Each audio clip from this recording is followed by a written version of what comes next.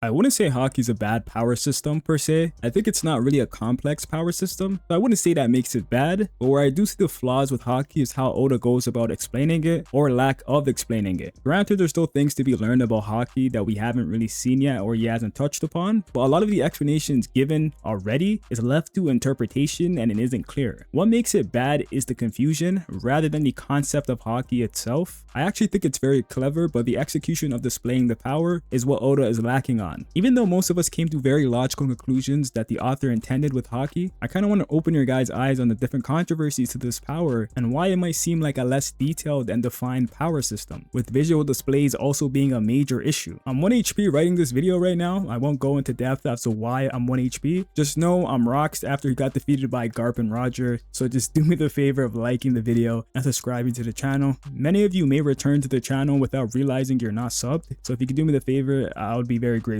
Thank you. What is Haki? Since we all mainly know this, I'll just keep it simple. Haki is a dormant spiritual energy within all living beings, manifesting as willpower that can be channeled into 3 main forms: Observation Haki, Armament Haki, and in rare cases, Conqueror's Haki. I also want to point out Haki can be used to counter the effects of Devil Fruits passively and also manually, I guess, but it's not quite clear, because with Big Mom and Kaido's Haki, it was just so strong to the point where Law couldn't even use his Shambles ability on them, and he didn't even bother trying. So it seems like their Haki is just passively not allowing that to happen. But what confuses me is that Law also negates the effects of a Devil Fruit manually. Law was able to use a great deal of Haki to negate a Devil Fruit effect. In this moment, it looked like he had to do something to reverse the effects that made him transgender. But with Kaido and Big Mom, it seems like it just wouldn't work to begin with, or a Devil Fruit hack's ability just wouldn't work on them. Is it because Kaido and Big Mom's Haki was just way stronger than Law's ability that it didn't even work to begin with? I mean, that's kind of the assumption I have to go with, because that's what he described about those two people, and that's the only difference I can make. But if that's the case, it should be said, but like I said in the beginning of the video, you're always left to your own interpretation. But let's go with that. If your Haki is way stronger, the Devil Fruit hacks won't even work on you to begin with. But if your Haki isn't that substantially stronger, you have to manually reverse the effects like Law did with Doc Q. But then I ask you, if that's the case, why was it made such a big deal when Sugar was about to turn Luffy into a toy soldier? It was portrayed that it was a life or death situation for Luffy. That's what made this Usopp scene so impactful. But since it's safe to assume Luffy has way better Haki than Sugar, who probably doesn't even use Haki or know what the fuck that is if we're being honest, if we follow the logic of Fruits not having an effect on you because your Haki is way stronger, shouldn't Sugar not be able to turn Luffy into a toy soldier if she touched him? What about this Blackbeard situation with Boa? He said she would be able to turn him into stone and that he can't resist her powers, but it was just said that Haki can counter Devil Fruit powers. So does that mean Blackbeard's Haki is inferior to Boa's? That's why he can't resist her Devil Fruit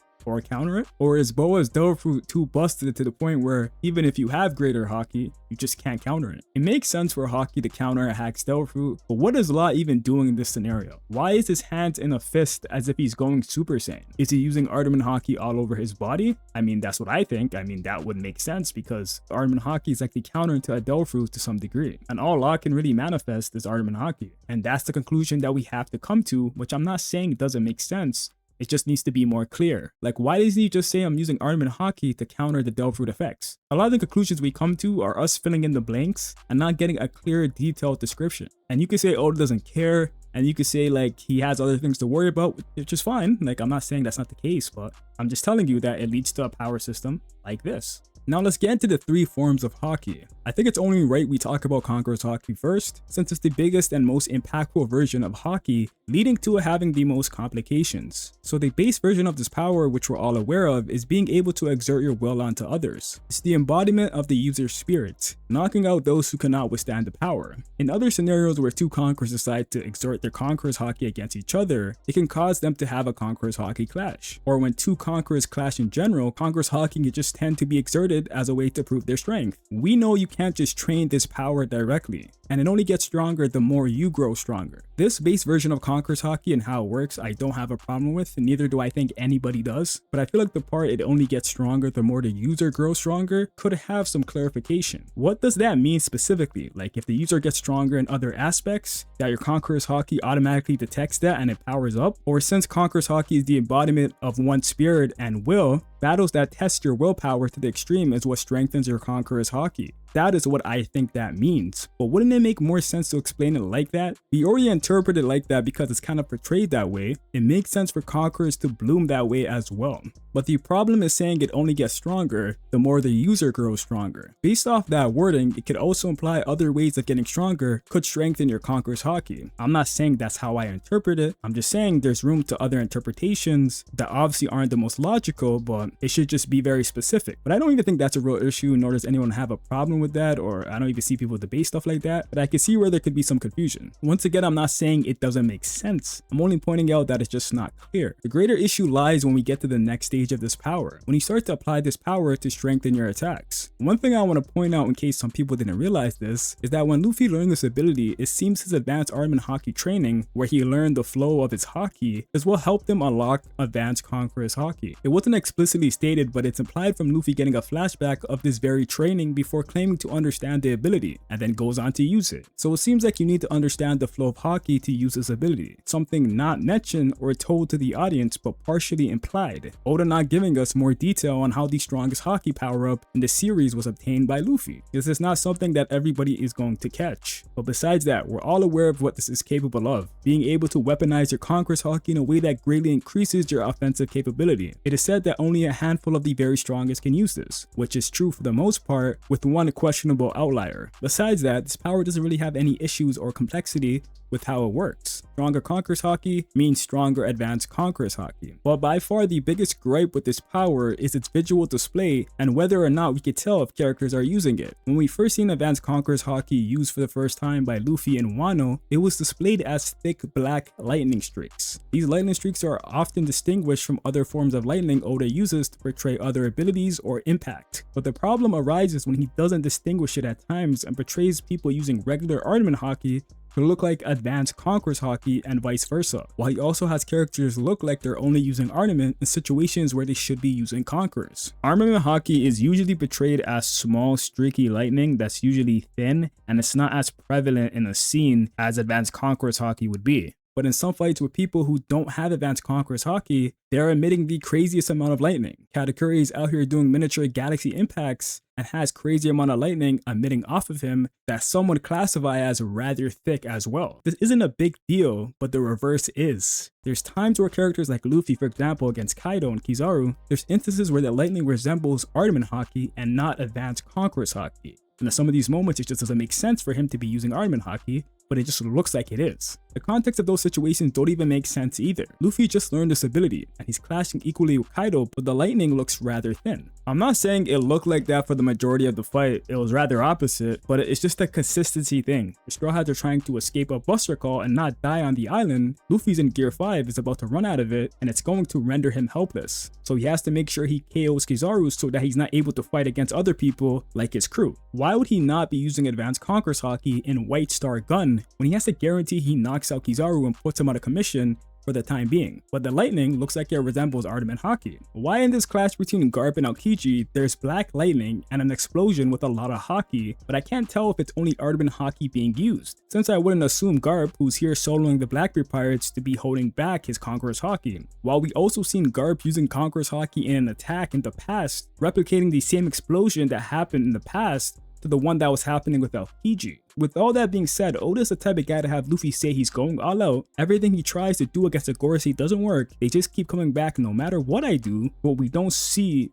the advanced Conqueror's haki. Oda doesn't once show us any thick black lightning or lightning at all when Luffy attacks the Gorosei. It's implied Luffy is using the most amount of his power within his strikes due to his own words, but there's not any visual indicator displayed when he attacks them. All in all, there's black lightning in different shapes and sizes, but there's also no black lightning where there should be. Just an all-around confusing visual display of power. There's times where advanced Conquerors and Armament Haki look too similar. There's times where I can assume it's being used without actually having reassuring visual evidence. And there's times where I'm being told it's being used and I don't see shit. Once again, the power is not my gripe. It's just once again the display of the power, which has complications and it's not quite clear. Now the last section of this power is what I'm going to call Oda's imagination, because it seems like you can do a whole bunch of stuff with Conqueror's haki that I can't explain. Rock's Conqueror's haki was so strong that it was able to block Rock's and Roger's attacks passively. They weren't able to damage him because he had Conqueror's haki blocking attacks. Then there's Shanks, who could turn off someone's ability to read the future on him. I'm assuming this is because he puts his Conquerors like a force field around him,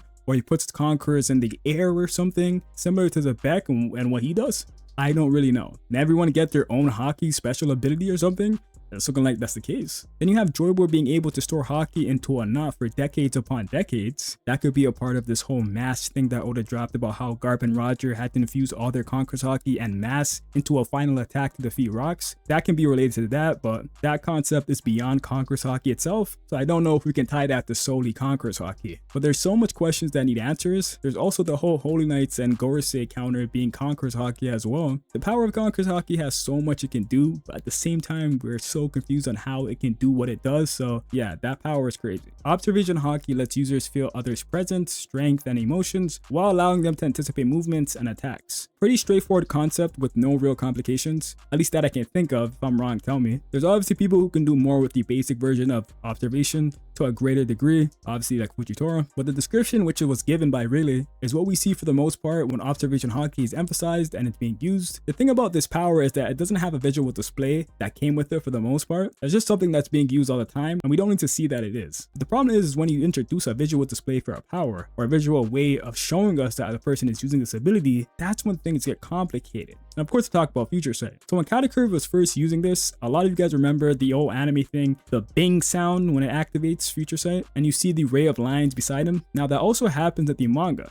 It doesn't happen all the time, but in key moments, it tends to happen. Now that does happen with other characters like Luffy, but it's just not consistent enough. It doesn't happen all the time. But with Katakuri, the way he developed his fighting style to act like a Logia to dodge attacks, with him, it's pretty much presumed that he uses Future Sight 24/7. So seeing a visual indication of him using it or not is not a big deal. But when it comes to other people whose fighting style isn't revolved around Future Sight the way Katakuri is, it makes you wonder how much they are using the ability. When other people use Future Sight, it's always either them mentioning the fact that they're using it, or you can see the future they are seeing on the panel as the reader. But when these characters actually fight, since they aren't like Katakuri, how can we assume whether or not they are using Future Sight constantly? Even the visual indicator that Katakuri had would at least help. Kaido ends up using Future Sight against Luffy randomly. He explicitly states, "Let me take a page out of your book," like he's using it for the first time in this battle. So you're telling me Kaido wasn't using it all this time? How do we know when and how much people are going to be using it in a fight? Guys like Kaido clearly showed us he's not using it 24/7.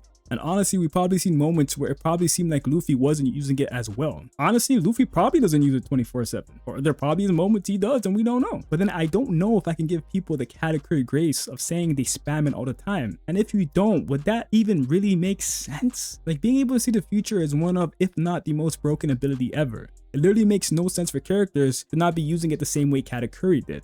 Now I wonder, how the fuck would two Future Sight users even fight each other? That's ridiculous, and it kind of proves my point that Oda probably doesn't have characters spamming this from what it looks like, because what the fuck kind of fight would it be if they're both reading the futures of each other at the same time? Like you can't even write a fight at that point. That's my only confusion with observation. Now lastly, Armament Haki. Armament Haki is an invisible armor that surrounds the user, granting immense defense and offense, allowing them to strike the true bodies of Logia users and bypass Delphi intangibility. Now this could be used in several versions. We got the standard invisible use of it that has no visual cue. You can see Luffy use this on someone like Caesar several times without his hands being black. We know Caesar Clown is a Logia. Same with him being able to hold Kizaru on Egghead and there's no visible Haki on his hand. There's countless examples of this with other characters such as Rayleigh and other people pre-time skip. Next, we got Armament Haki hardening. Can be used to coat the body like a shield of armor for defense and offensive purposes. The next level of Armament Haki, stage 1 of advanced armament, lets the user inflict damage on the enemy without making contact. Can be used to block without making contact as well, and is also described as invisible armor. As we've seen from Sentomaru and the admirals at Marineford, it also has a very distinct visual indication that shows the gap between the user and the target, shown by Hirogoro in Udon Prison,